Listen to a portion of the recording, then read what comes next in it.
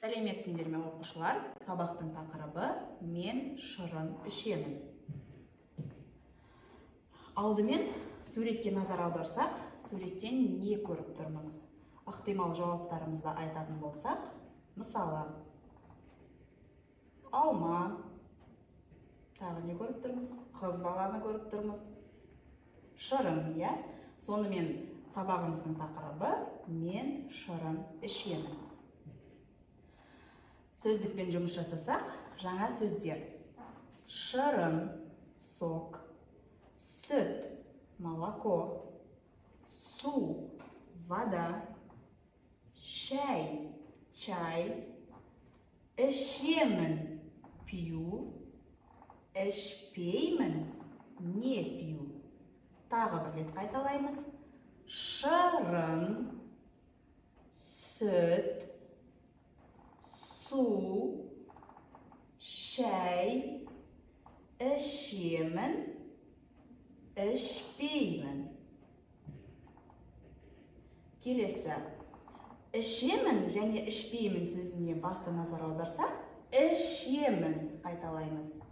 Пью, ішпеймін, не пью.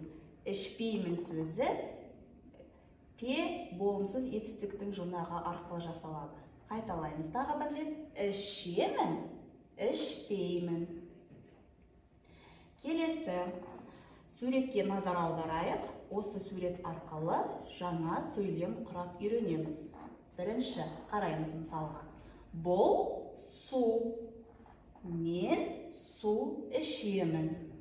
Бұл не? Бұл су. Мен су ішемін. Жаңа сөздерді қолданамыз. Демек, это вода.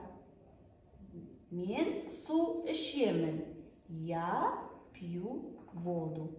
Келесі қыздың қолында не көріп тұрмыз? Шай көріп тұрмыз, я? Енді келесі сөйлемді құрап үйренсек, бұл шай. Мен шай ішемін. Тексеріп көрейік. Жақсы. Бұл шай. Мен шай ішемін. Келесі тапсырма толықтырып айтып көрейік. Демек, ішемін және ішпеймін сөздерін қолданып сөйлем құрап көреміз. Суретте не көріп тұрмыз? Бірінші шырын және сүтті көріп тұрмыз, е? Бірінші сөйлемде қарайық, мысал бойынша. Мен шырын ішемін. Значит, я пью сок. Мен шырын ішемін. Келесі. Мен сүт ішпеймін. Я не пью молоко. Осы үлгі арқылы келесі суреттегі сөздерді құрап, сөйлем құрап үйренеміз. Мысалы, мен су ішемін. Мен шырын ішпеймін. Немесе, мен сүт ішемін.